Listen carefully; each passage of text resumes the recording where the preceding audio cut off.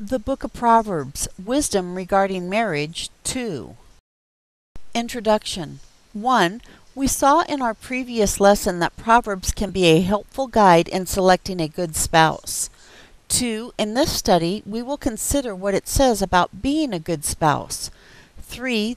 The importance of the subject should be evident. A. Happiness in life is greatly affected by how successful we are in marriage. B. Even our usefulness to the Lord is affected by the relationship between husbands and wives. C. For example, a husband's prayers can be hindered by his treatment of his wife. 1 Peter 3:7. Appreciating the importance of a good marriage, let's begin with the beautiful passage in Proverbs 31 where we read about the virtuous wife. A. The ideal wife. 1. Trustworthy, Proverbs 3:11. A husband can safely entrust her with his income. B. She will not squander what he gives her, but use it in a manner that benefits them both. 2. Filled with an enduring love, Proverbs 31:12. A. Devoted to doing her husband good all her life. B. Just as she vowed in the wedding ceremony. 3. Has practical skills, Proverbs 31:13 through 15 and 21 and 22. A. Such as cooking and sewing. 4. Industrious, Proverbs 31:16 and 24. A. Makes investments, buys land and plants a vineyard. B. Provides extra income, makes clothing and sells to merchants. 5.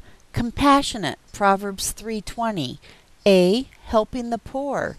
B. Reaching out to the needy. 6. Strong character, Proverbs 3:25. A. Character matters, and she has developed a strong one.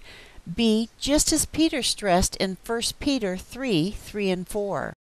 7. Speaks words of wisdom and kindness, Proverbs 31:26. A. She is thus concerned about what proceeds from her mouth. B. Just as Paul stressed in Ephesians 4:29. 8. Diligently sees her family's needs, Proverbs 31:27. A. Makes whatever preparation necessary, Proverbs 31:15. B. So that her family does not go in want, Proverbs 31:21. 9. Fears the Lord, Proverbs 31:29 and 30. A. She understands that this quality is more important and praiseworthy than the physical beauty. B. With the fear of the Lord, she has the potential for great wisdom, Proverbs 1:27. Such are the qualities of being a good spouse. B. What a wife does not want to be.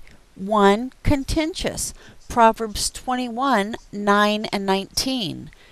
2. Hateful, Proverbs 30:21 through 30. Both make it where the husband does not want to be around her. Enough about being a good wife. Where can we go in Proverbs to learn about being a good husband? The virtuous husband. A. Where's the passage describing the virtuous man? 1. A question often raised by women, sometimes suggesting there is none. 2. But bear in mind that the Proverbs are primarily addressed to the man. A. There is half a chapter describing the virtuous woman. B. There are 30+ chapters describing the virtuous man. The entire book, if followed, produces a husband any woman would love. B. The ideal husband. 1. Values his wife highly, Proverbs 18:22 and 19:14. A. He realizes that she is a gift from God. B. Especially when she proves to be prudent. 2. Gives his wife her due, Proverbs 31:31. A. Allows his wife the opportunity to develop her own abilities. B. Lets her reap the benefits of her own labors. C. Does not treat her simply as an appendage of himself. 3. Praises his wife profusely. Proverbs 31:28 and 29. A. Praises her frequently. B. Does not take her for granted. 4. Trusts his wife implicitly. Proverbs 31:11. A. Demonstrates a willingness to trust her. B. In such areas as her intelligence, her faithfulness, her abilities. C. Is not jealous or suspicious. 5. Content with his wife's love. Proverbs 5:15 through 21. A. Does not look elsewhere. B. Will save him and his family much harm. A few examples of how Proverbs can help a man be a good spouse. Conclusion. 1. So much of the joy and meaning of life that God would have us enjoy is lost if there is not a good marriage. 2. As Solomon wrote in another book of wisdom, live joyfully with the wife whom you love all of the days of your vain life, which he has given you under the sun. All your days of vanity, for that is your portion in life, and in the labor which you perform under the sun. Ecclesiastes 9:9. The book of Proverbs can also guide us in developing wholesome families. Our next study shall consider examples of inspired advice on providing for a family and raising children.